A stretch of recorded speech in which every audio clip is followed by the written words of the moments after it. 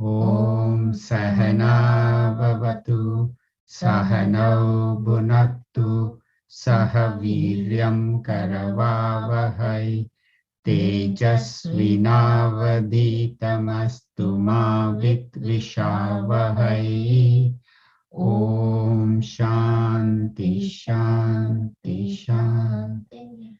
Om Samasta Jana Kalyani Niratam Karunamayam Namami Chinmayam Devam Satgurum Brahma Vidvaram Satgurum Brahma Vidvaram.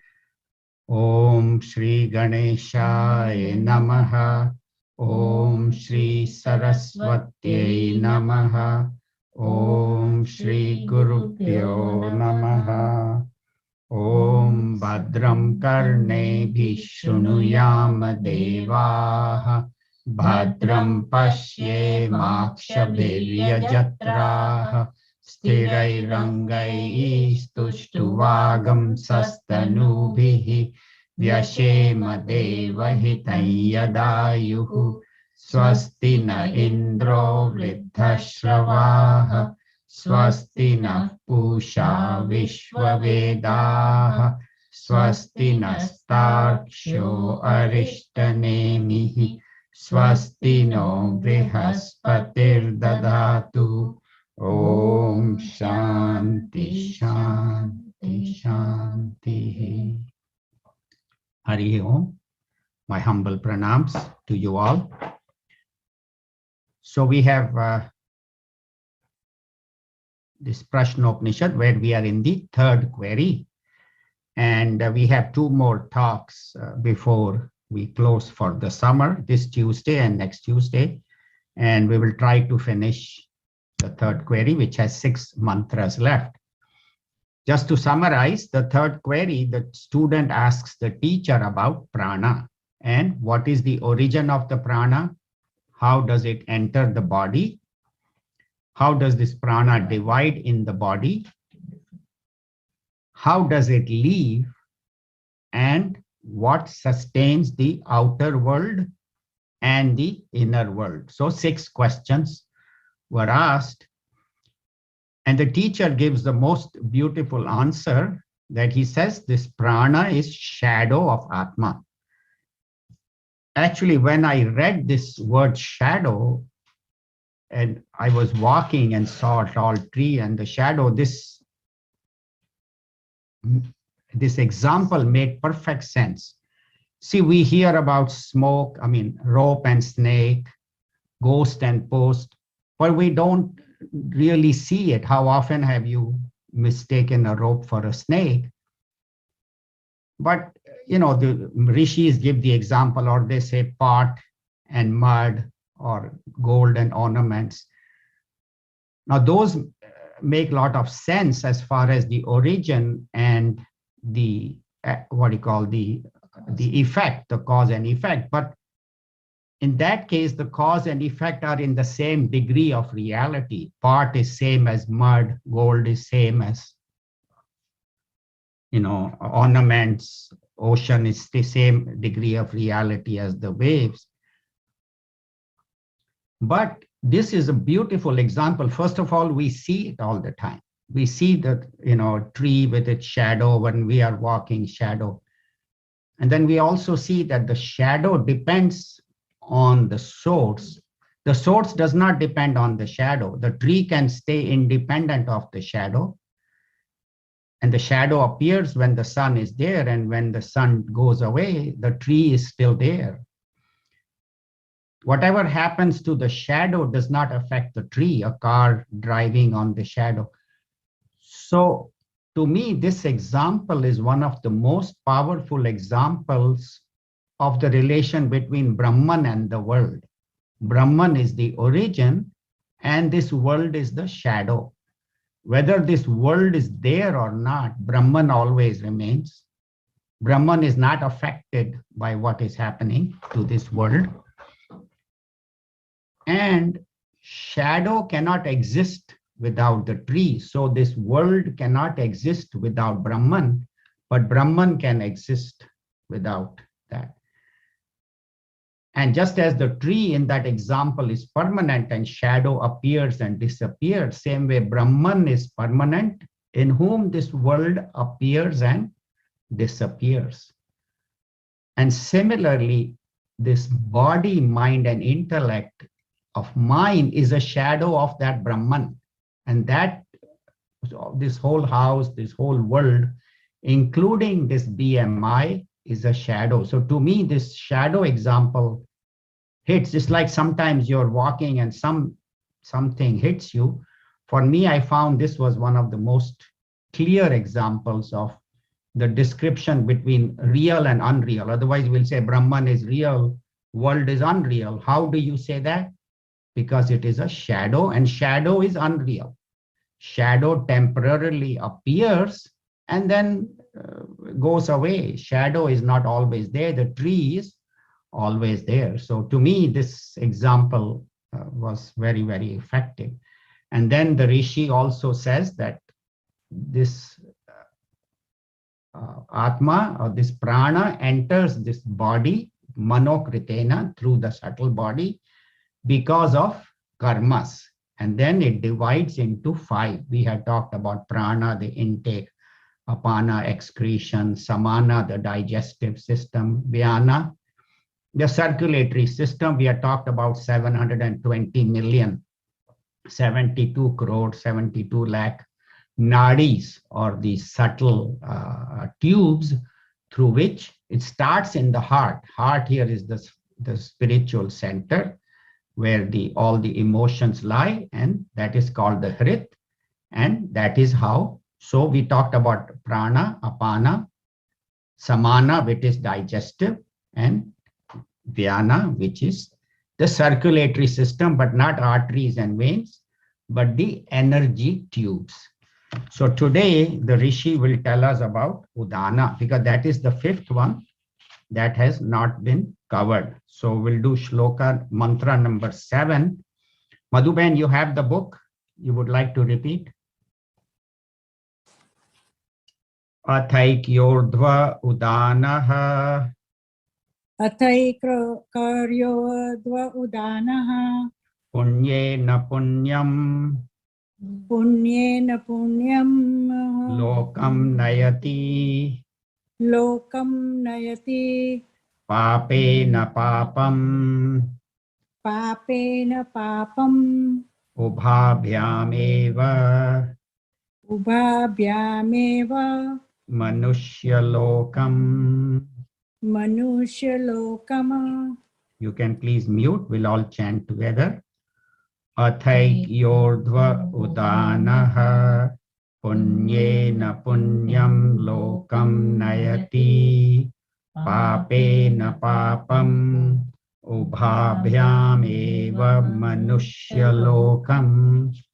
So this is the 5th one, Udana, which the Rishi is explaining. What does Udanam do? So Atha, now the 5th one is Ekaya, through one nadi. Remember we had talked about 72 crore, 72 lakh nadis, out of which the main one is the Sushumna nadi. There were 101 nadis that come out of the heart, and the main one is Sushumna. And then the 101 divide in each one into 100, and then each one into 72,000. We had talked 2 weeks ago. So the main one is the Sushumna nadi, which goes from the bottom all the way to the top, from the base of the spine all the way up. And so Udana goes through this Ekaya, through this one Udana, Punyena punyam, lokam nayati. So a person who has done punya karmas Punya lokam nayati. It takes us to the world of punya. That means the world of devas. If we have done punya karmas, we go to heaven. And papena papam. So having done papahas, then papam, then we go to the world of lower worlds, the hells, patala, sutala, talatala, and all those. And ubhabhyam means having the both balanced. Ubhabhyam eva, two, having the two balanced, manushya lokam.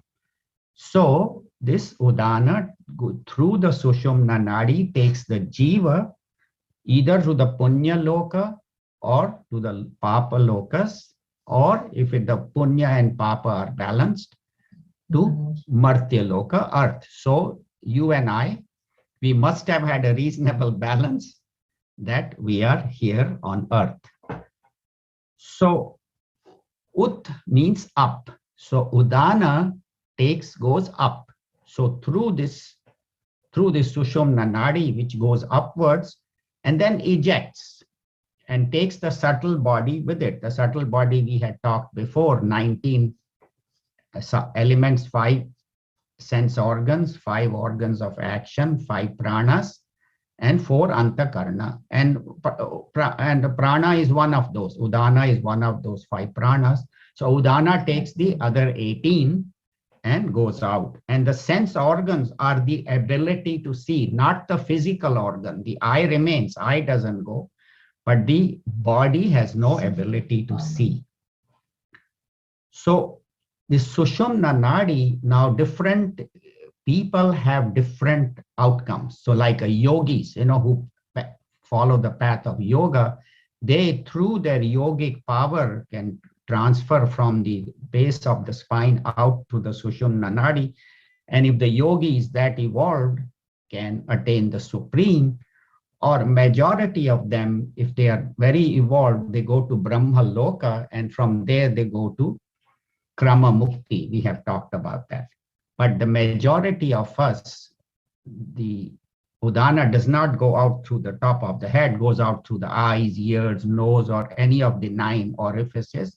And depending on that, it will go to punya or papa loka.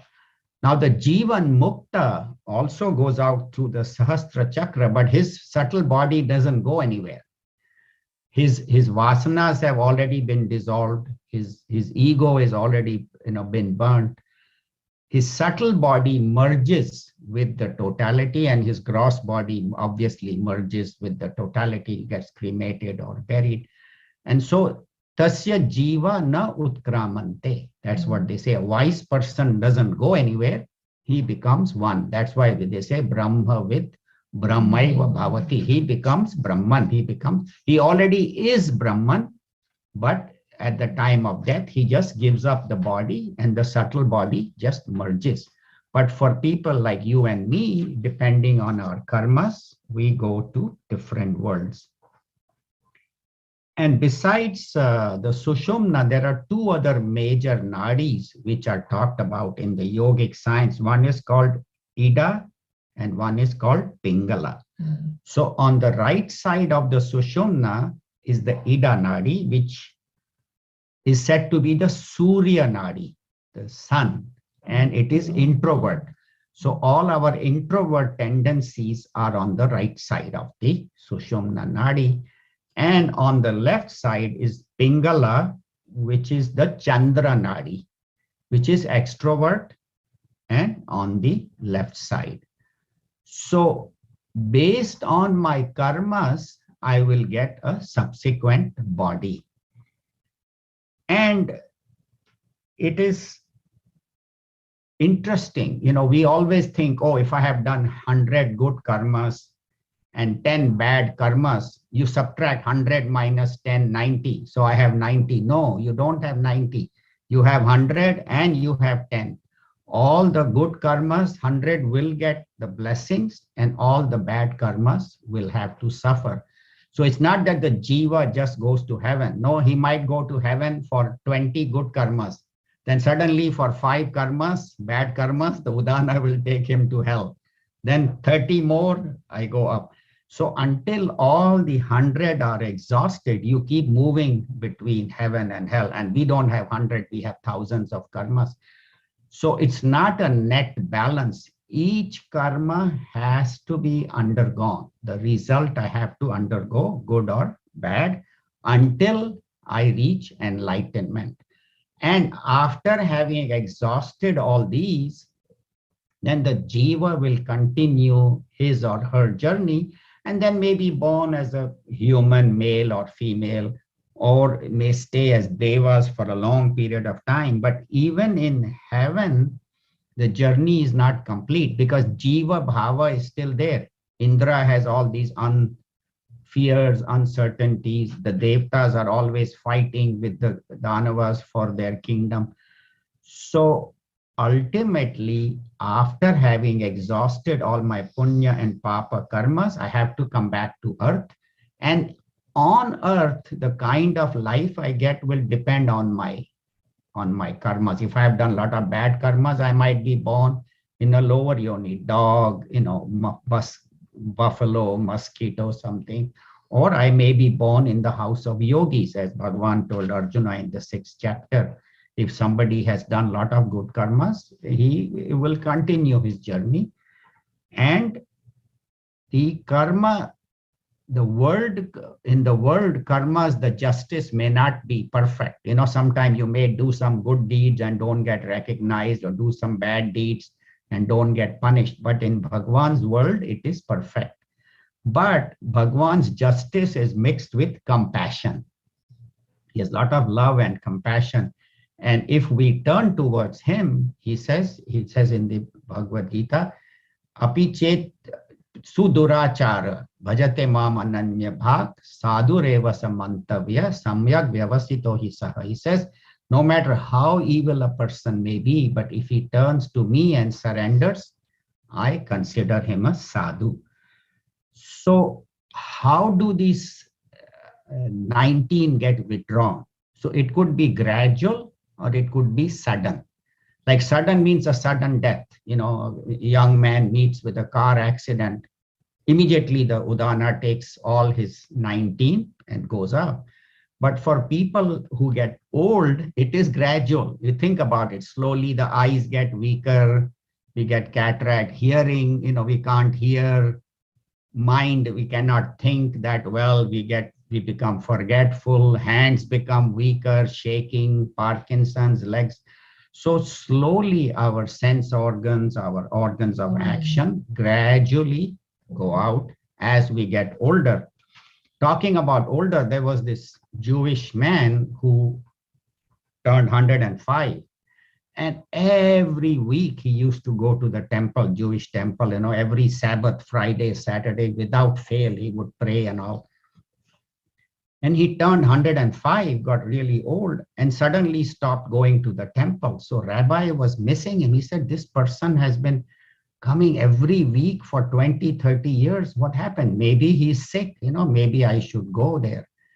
So he, after the temple is over, on Sunday, he goes to that man's house and he's sitting in the porch reading the newspaper. So he said, what happened, Goldstein? Why haven't you been coming to the temple? You have been coming every week. So he said, Rabbi, because I turned 105. So he said, what does that have to do with it? He says, Rabbi, look, when I turned 90, I thought God will take me. He didn't. When I turned 95, I thought now at least. He didn't. When I turned 100, I thought now definitely I'll go. He didn't take me. Now I've turned 105 and I don't want to come to the temple and remind him. He said, let him forget about me. So I'm not coming. So as we get older, our pranas slowly get weaker, and that is what happens.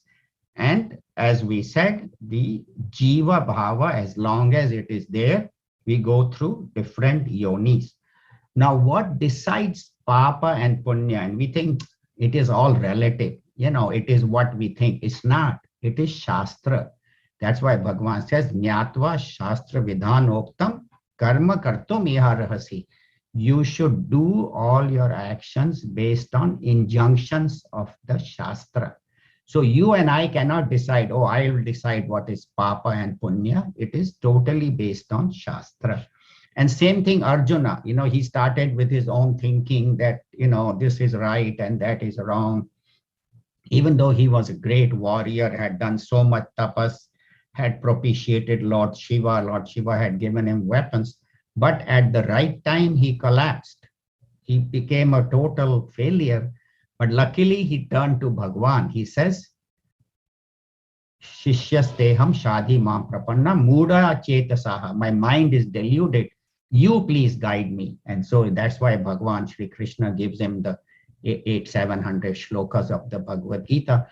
So that's what they say, that even though a great person like him who had studied the Shastras collapsed, so what about you and me, people like us? So we have to follow the Shastras, follow the advice of the Guru, and we have to re-establish the Vedic culture in our life. See, right now we see that the materialistic culture has taken over the whole world, everywhere. It's not only in the West, but also in India. It's all materialism, money and property and power, and everything is, as long as I have fun, I enjoy, it doesn't matter. So people are slowly going away from our Vedic culture. So they say that the goal of this scripture is to re-establish, and we find slowly it is coming back. Great masters like Shankaracharya ji and Vivekananda and Gurudev Swami Chinmayananda and all these great masters are re-establishing this Vedic culture, this Vedic knowledge. So this ancient wisdom is coming back, and it tells us that I have to use my Purushartha, my abilities, not just for raga dvesha, not for likes and dislikes, but to become independent of the world.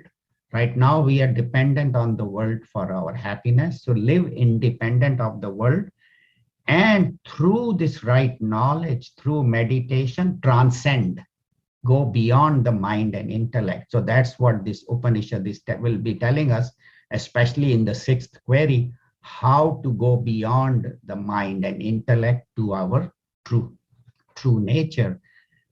Unfortunately, we find that a lot of people, even Indians, depend on Western scholars for their knowledge. Or they say, oh, Max Muller said this, Macaulay said this. These scholars have studied Sanskrit, but they have misinterpreted our ancient wisdom. So they say, if you want to study the scriptures, go to the masters, go to the scholars who can give us the authentic meaning, because these people, they misinterpret and they say it is all symbolism and there is nothing like, all these nadis. And so right understanding from the right teacher is the way to study. And that's what the Upanishad has given us, that there is this 5 pranas, and we talked about them. So today we have talked in detail about the Udana. So now there are 2 questions left out of the 4. One is, what is the outer world, cosmic world, and what is the inner world? So there are 2 more questions left. Harshaben, you can do verse number 8.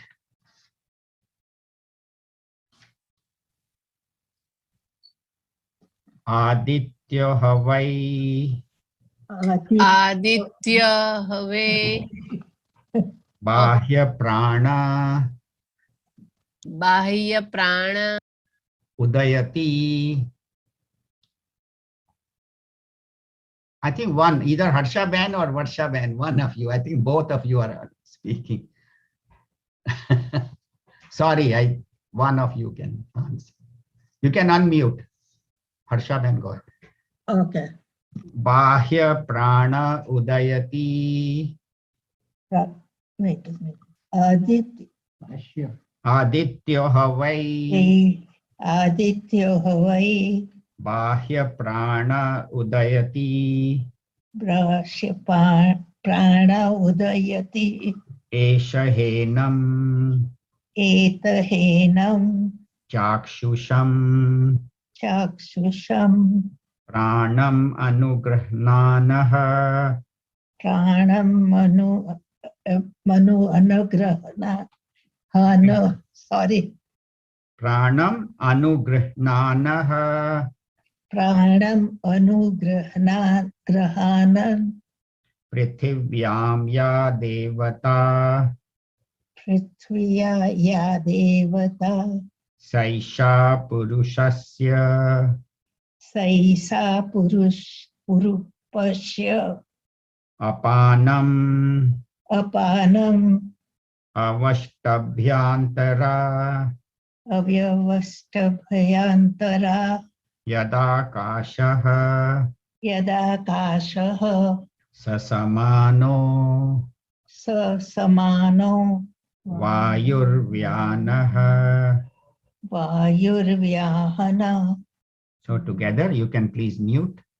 Aditya Havai Bahya Prana Udayati Eshahenam Chakshusham Pranam Anugrahnanaha Prithivyam Ya Devata Saisha Purushasya Apanam Avashtabhyantara Yadakashaha Sasamano Vayurvyanaha.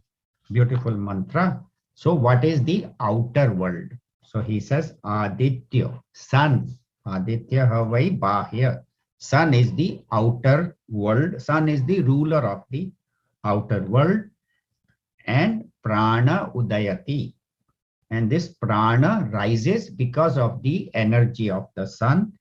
And how does the sun work? Esha hi enam. So this sun, Esha, this sun, indeed, chakshusham, through the eyes. So through the upper, as we had studied before, the prana works in the upper 9, the 7, the 2 nostrils, 2 ears, mouth, and 2 eyes. So in the 7 centers, the sun works in the upper. And pranam anugrahnan.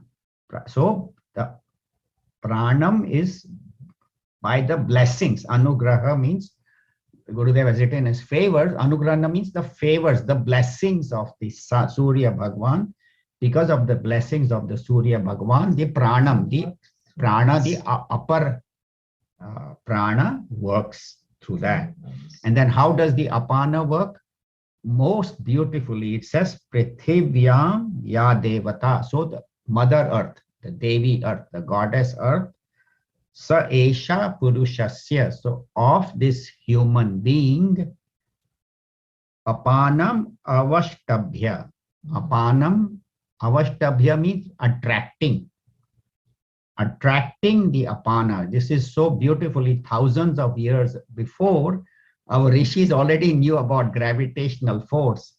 Gurudev says in his commentary, he says these rishis who didn't have any shoes, barely were wearing any clothes, did not know how to use knife and fork, but they talked about gravitational force, which Newton described in the 16th century when an apple fell on his nose. And they think that is modern science, and these Upanishads is some outdated symbolic thing. So they already knew that the Earth's gravitational force pulls downwards. We'll talk a little more about that in the commentary. So, Prithivyam Ya Devata Sa Esha Purushasya Apanam Avashtabhya. It attracts the Apanam below, and the sun attracts the outer world.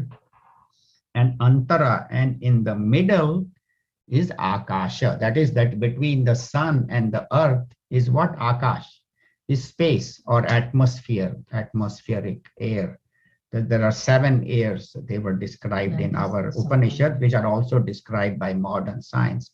And then above that is space. So Yadakashaha, and that is Samanaha.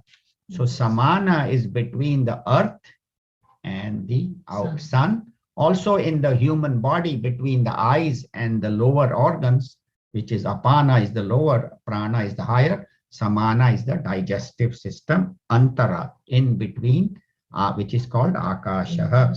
Sa Samanaha and Vayur Vyanaha. And what is Vyanaha? Vyana is equated to Vayu. So 4 deities have been mentioned. There's the sun, the earth, the space, and Vayu, wind. So these 4 have been mentioned. Fire has not been mentioned. That will come in the next mantra. So these 4, so it is Anugrahnan. It is not only the blessings of the Surya for the Apana, but blessings of Mother Earth for Apana, blessings of the Surya for Prana, and Samana is the Akasha space, and then Vyana is inner space or atmosphere, and Vyana is the Vayu, is the wind. So that is how these 4 pranas work, and the Udana will talk in the next shloka. So as we can see that our body is kept in a beautiful balance. The earth with its gravitational pull keeps the prana below, but the sun by its outer gravity pull keeps us balanced. If the sun alone was active, then we would be floating, like when people go into space and don't have the earth's gravity. You have seen in the spaceships on moon how they float. Or if the sun was not there, sun's gravity was not there, only earth was pulling, we would be collapsed flat on the ground. We wouldn't be able to stand upright.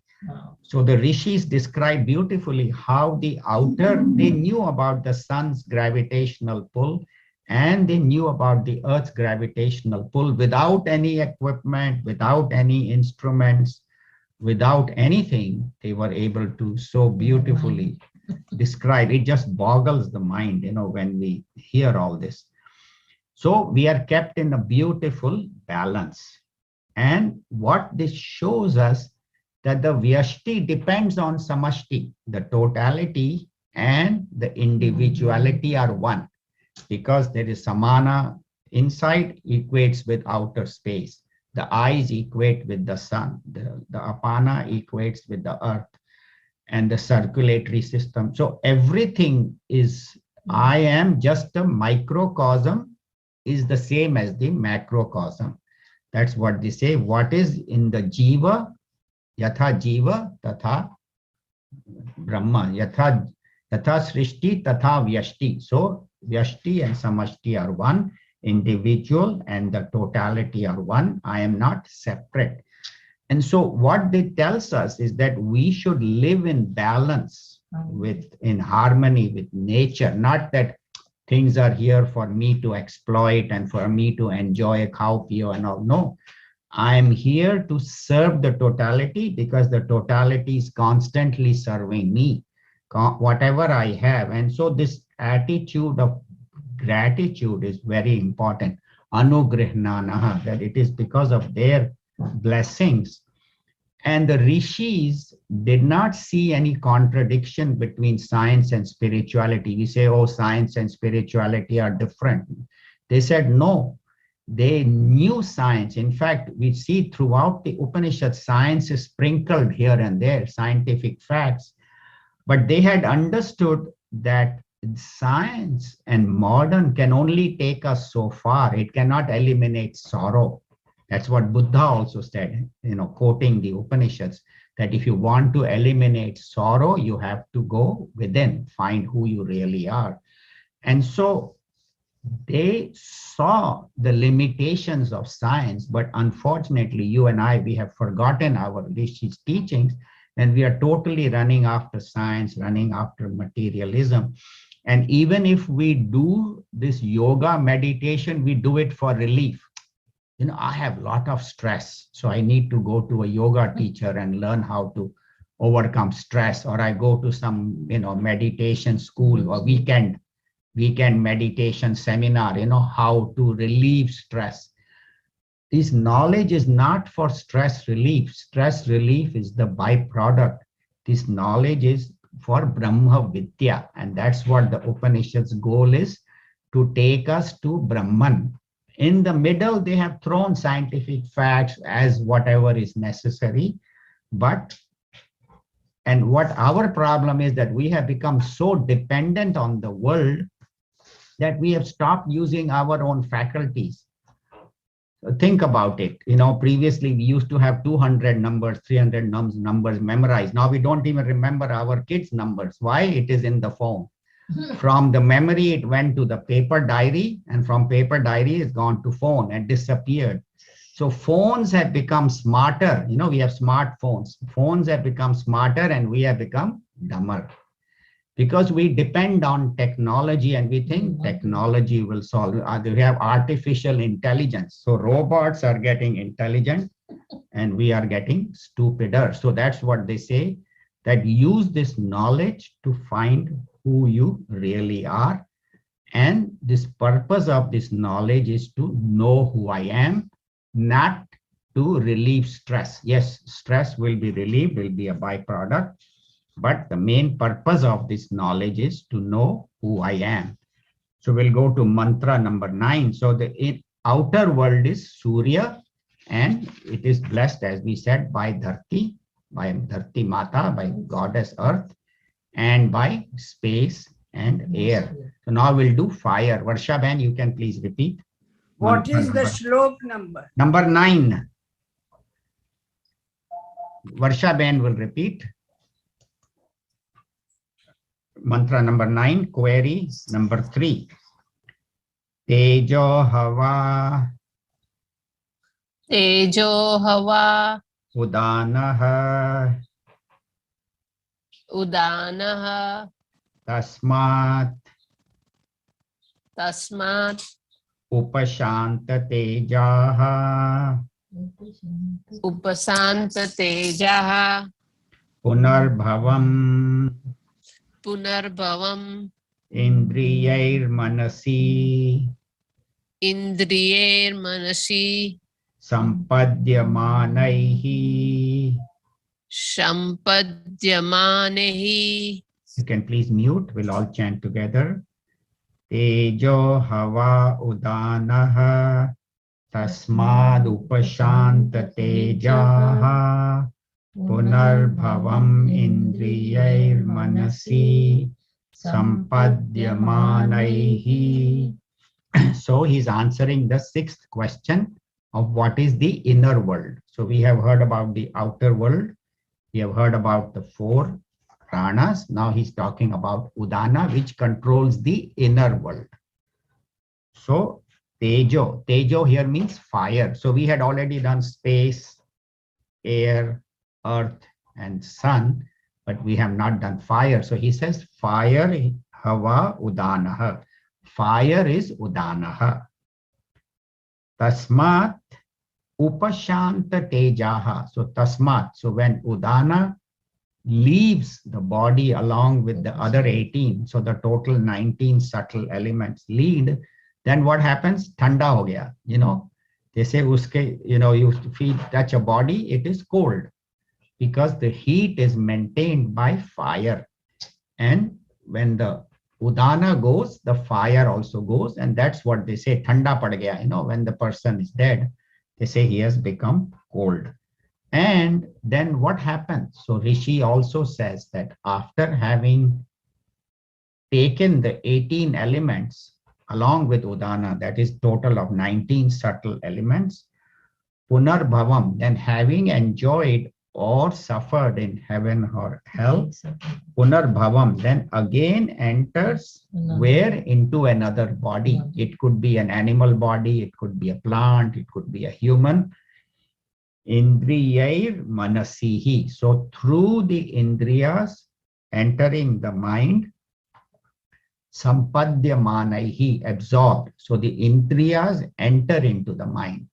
So through the mind, through the subtle body, this jiva, which has gone into different worlds, as we said, up and down, depending on, ultimately enters back into another being and gets absorbed, and then continues its spiritual journey until it reaches enlightenment.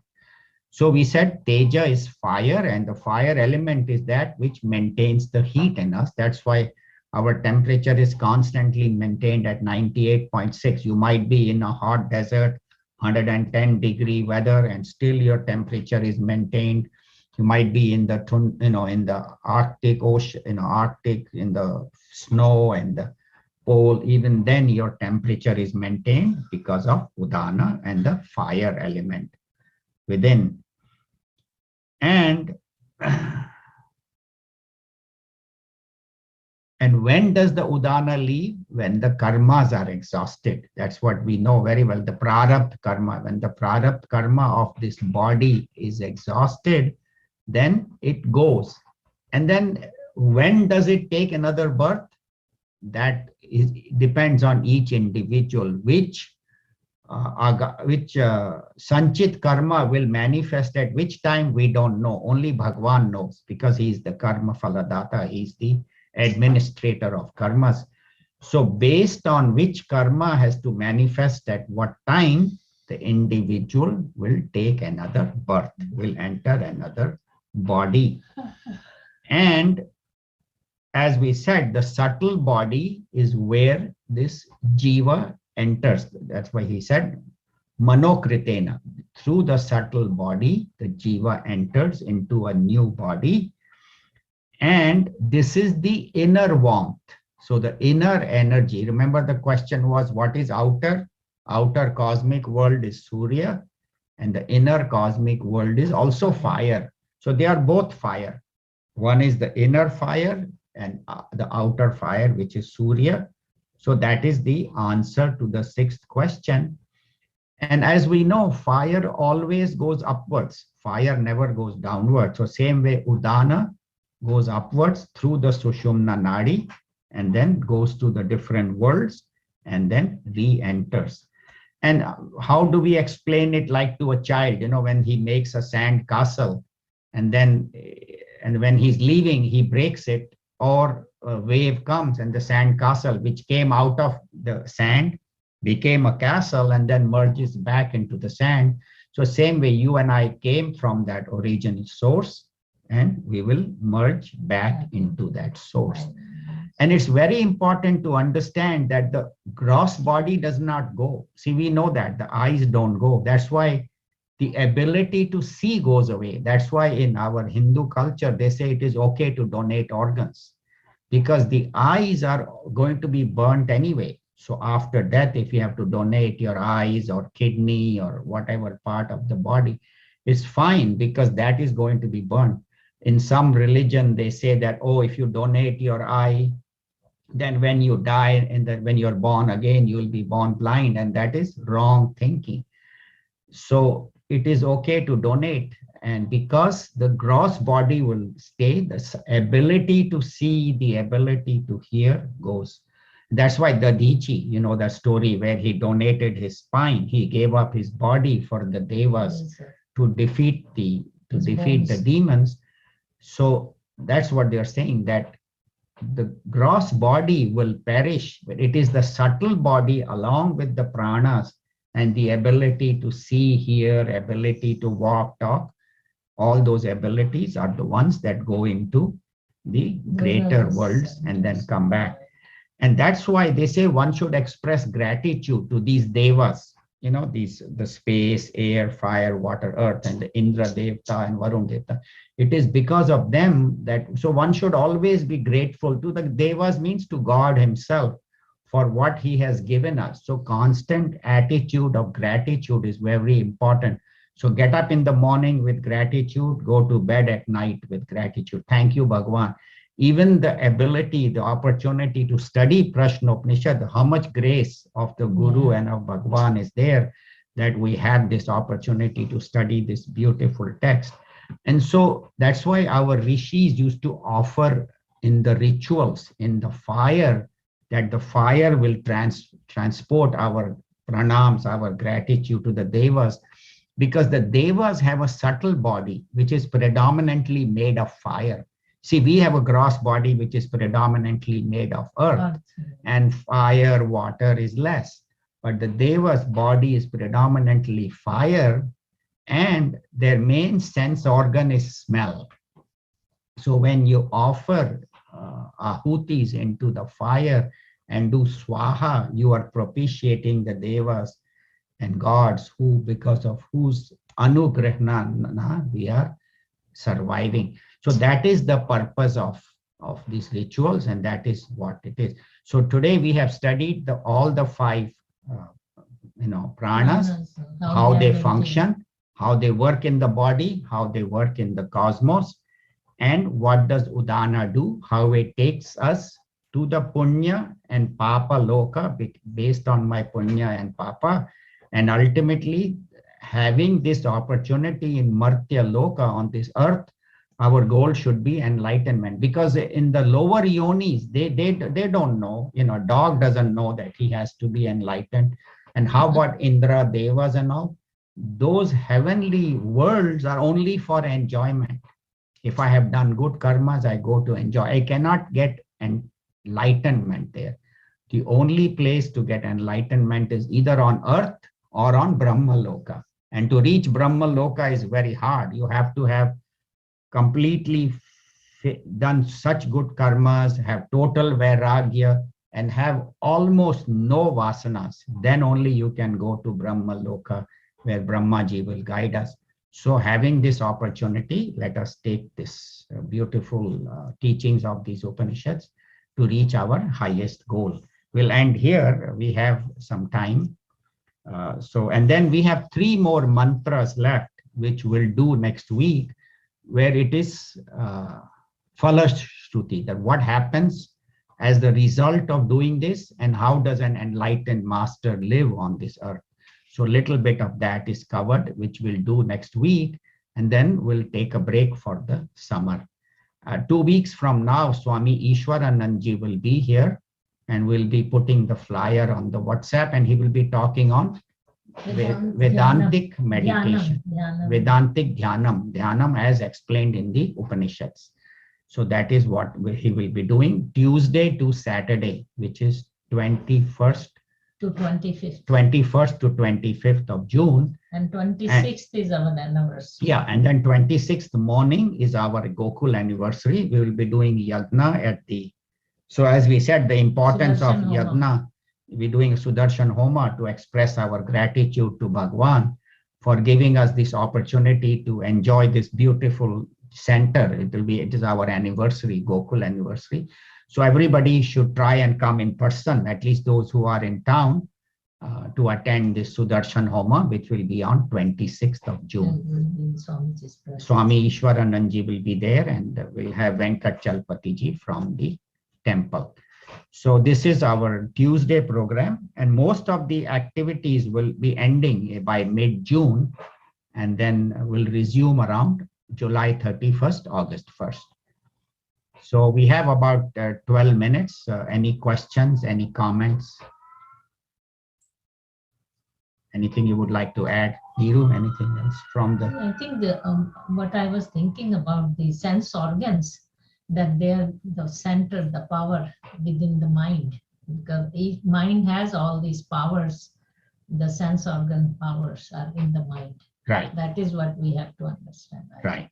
Yeah, as Neeru said, the ability to see, the ability to hear is all in the mind. That's why even in the anatomy, they tell us that there is the optic nerve, in the occipital lobe in the back, and in the nose is in the hippocampus. So there are centers in the brain, which our rishis already knew that the mind is where mind all is the subtler. Mind is even subtler than the brain, but all the ability to see, hear, smell, taste, touch is in the mind, not in the organ. The organ are just holes. That's what Gurudev says. These are just holes. The eyes to look out, ears to hear outward.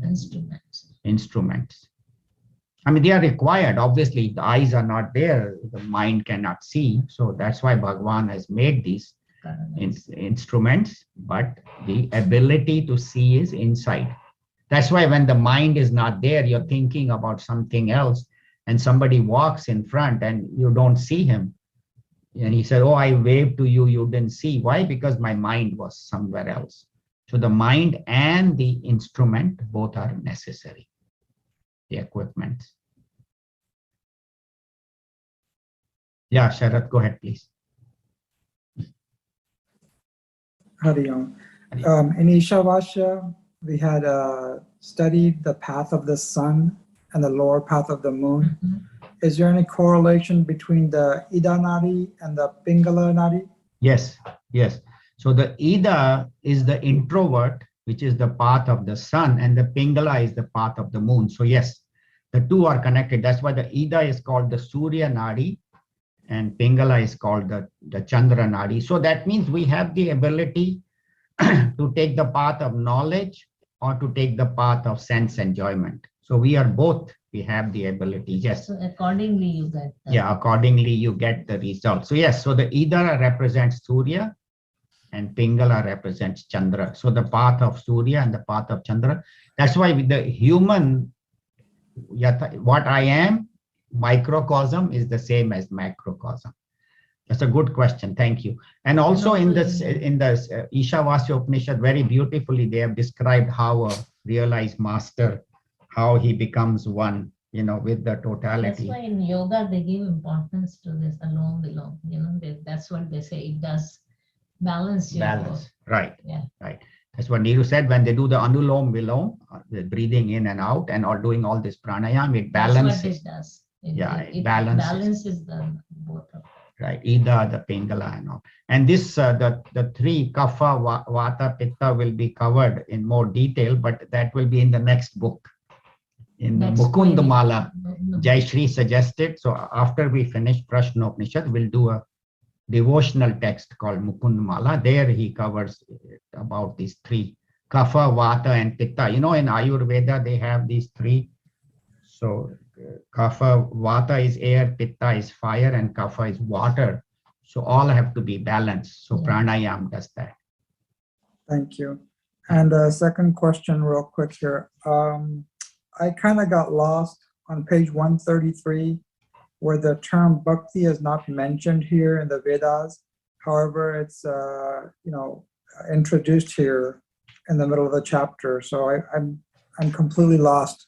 Yeah, that's a very good question. So Gurudev says that the word bhakti came later, but in the Upanishad, it is called upasana. Yeah. Upasana means sitting near. So that's why when they do these yagnas, they say Indraya Namaha, Naidam Mamaha, Varunaya Namaha. So you are doing upasana means bhakti. So upasana is another word for bhakti, where it is sitting in proximity. So when I am chanting the name of, say, I'm saying Om Namah Shivaya or Shri Krishna Sharna Mama, then my mind should be connected with that particular form of God, which is one, which is Brahman himself manifesting as all of these. So in the Upanishads, even though it is the path of knowledge, but the rishis again and again have put upasana so that we don't forget that we have to offer our homage. That's why they said Surya, Surya Devta, then Prithvi Devi, then Vayu, then Akasha, so that we express our gratitude to these devas. So upasana is nothing but bhakti. As mentioned in the Upanishads, even though the main focus of Upanishads is knowledge, but the Rishi does not want us to forget the path of bhakti, that it is equally important, but it is called upasana. That is how Gurudev says, that it is necessary for every seeker. What we do is when we go into the path of knowledge, it becomes very dry. I am Brahman, and then it can even produce some degree of arrogance. So ultimately, bhakti is essential. So doing puja, doing some rituals, prostrating to the Lord, remembering the Lord All with have gratitude. their purpose. Yeah, so it is like two wings. Karma yoga is to remove the mala or to keep your mind quiet, and whereas bhakti or the upasana is to make it single pointed. That is what they do. Right. So both are necessary. Right. So karma yoga will remove impurities, bhakti will make it single pointed, and then knowledge will remove ignorance, remove the ignorance, and knowledge will take Because place. if your mind is all vikshepa is there or it's not single pointed, the knowledge will not take place. Yes. Even your secular knowledge will not take place if your mind is disturbed or it's not Right. single pointed. Yeah. So what to talk of this knowledge? So Right. that's what they say. So that's why they say that all of these paths should be followed simultaneously. We must do some karma yoga, do bhakti, and do jnanam. And then together, all three combined is meditation. So in meditation, my body, mind, intellect, all are tuned to the highest. And the highest is nothing but the self within. The self outside and the self within are one. So that is meditation. Good question. Thank you. Any other? Yeah, Anil bhai, I have a question. Yeah, go ahead. Okay, due to my karma, I go on a lower yoni and Yes. I become an animal or a plant. But now that one is functioning only on instinct. Right. So how can they change theirs? No, so what happened is that if I have done a lot of bad karmas, then to exhaust those karmas, I go into a lower yoni and say I may take 2 or 3 yonis, maybe 10, 20, 30, 40 years. But when then those are exhausted, then the individual gets another chance. That is the theory of evolution, which also Darwin said that from protozoa, you become a fish, and then you become an animal and monkey, and then you become a human, evolve. So an opportunity is given to even the lower yonis to become humans.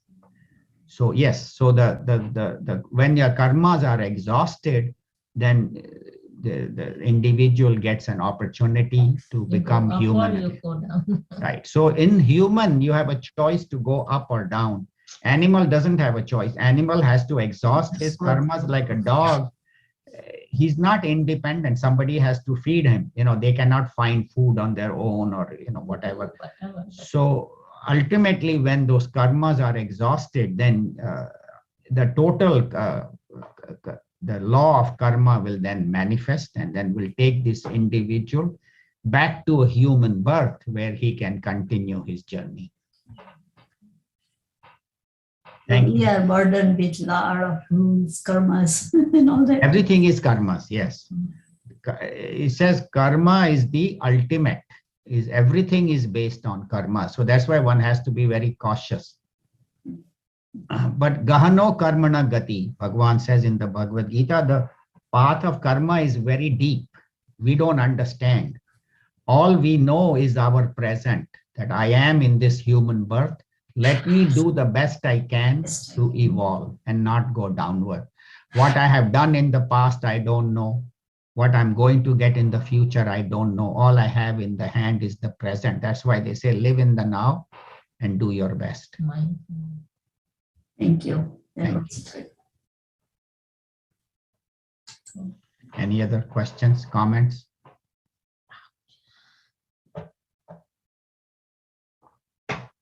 Okay. Lata, no question today?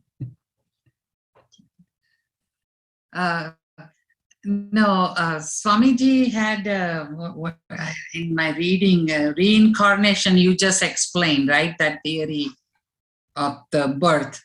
Yes. And then evolution also, that has been scientifically proven. Right. Okay. Okay, thank you. We'll do the closing prayer. We'll see you next week. We'll end the third query and then take a break for the summer. Om Purnamada Purnamidam Purnat Purnamudachyate Purnasya Purnamadaya Purnameva Vashishyate. Om Shanti Shanti Shanti. Hari Om Shri Guru Pyo Namaha. Hari Om. Hari Om. Thank you very much. Hari Om.